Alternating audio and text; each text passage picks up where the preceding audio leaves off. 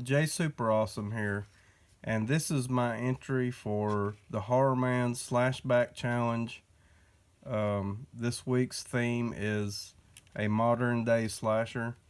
Last week's theme was Party Slasher, and I didn't get to participate last week, so I am going to include what I watched for last week into this video, and so it's going to be a two movie review for this video. So this one is called He's Out There, and this one's pretty fresh, just released in 2018. I don't think it's been out but a few months now. But to give you the plot description, on vacation at a remote lake house, Laura and her two young daughters fight to survive after falling into a terrifying and bizarre nightmare conceived by a psychopath. So my thoughts on the movie, I thought it was pretty good. The plot is very thin. The acting was well done. Overall, it had a good budget. It was made very well. The killer looks really good.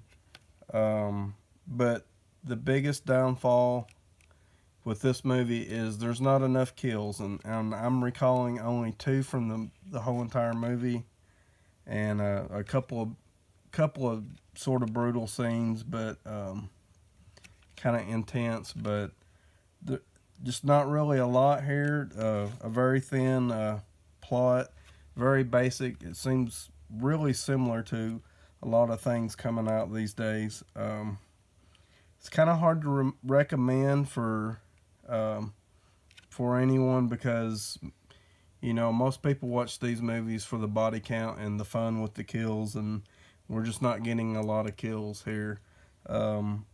This movie kind of relies on the suspense, and the suspense is okay, but there's not a lot to hold it all together. There needed to be a couple of extra added scenes, somebody hiking or somebody fishing or somebody doing something that gets killed off. There's just not enough kills. That's all I can say. That's about all I can say that's negative.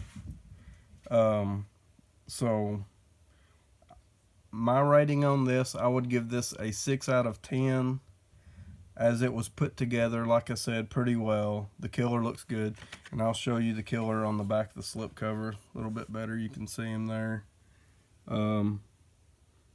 But overall, I would probably say this is pretty average. I'll give it a 6 out of 10.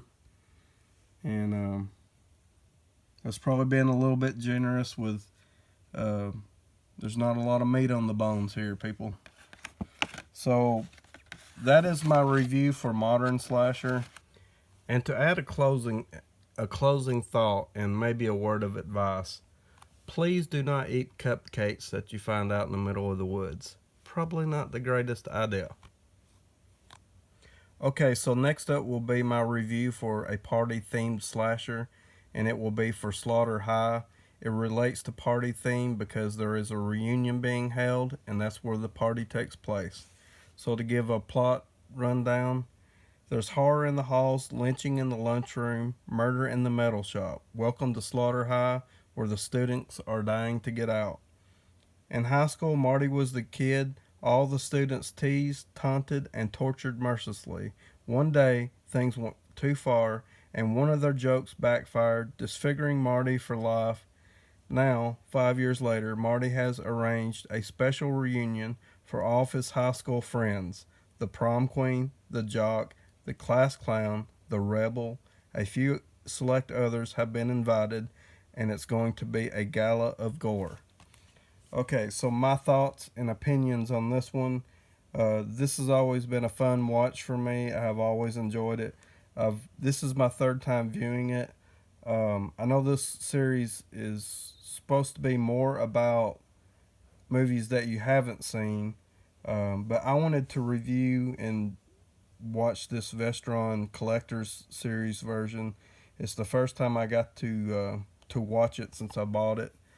This is number 12 in that series. Some thoughts on the Blu-ray. I thought the movie looked really good. The sound was really good. There was one scene that takes place outside that still has a little bit of sort of grime to it, sort of a VHS quality to it, but that kind of stuff doesn't really bother me. But overall, a fun watch. This movie doesn't really do anything that well, to be honest.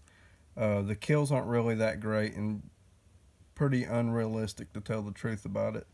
Um, like some of them, I don't think would really be able to happen, but the characters are not really that great and definitely not likable because they're horrible and they get what they deserve in the end. But Marty's character was really goofy and over the top, and definitely the best character in the movie. I always thought it was really interesting with his character that um, he was goofy and over the top, and then when he was disfigured and then he was stalking and killing victims, he was actually more of a silent killer. And they didn't really transfer any of his goofiness over to the killer. And I always thought that decision was pretty interesting.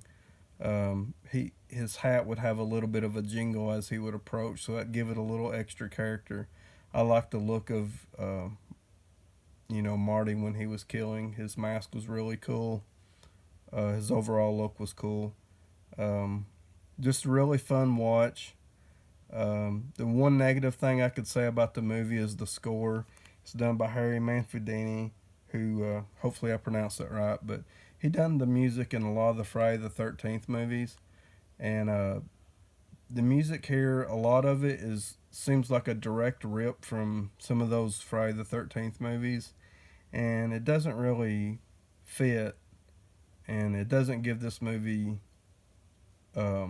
its own personality that it deserves. It was just kind of directly taken and ripped off, I thought. The other part of the music was just kind of goofy and kind of silly sounding, so it didn't really work either. Um, but yeah, that's the only negative thing I could really say. The ending, some people may not like the ending. I initially didn't like the ending, and especially watching it this past time. Um, I actually thought about the ending a few days after watching it, and I kind of come up with the conclusion as you can take the ending a couple of different ways, and the way I accept the ending is the way that allows me to enjoy the movie even more. So, if I had to give it a rating out of a 10, I will give this one a 7 out of 10. Just to recap, overall doesn't do nothing that fantastic or that great, but still a lot of fun and definitely has that fun 80s vibe to it. This was originally put out in 1986, and so that's my thoughts and opinions. Please like and subscribe if you haven't already. Leave me comments below and let me know what you guys think about Slaughter High. Thank you for watching.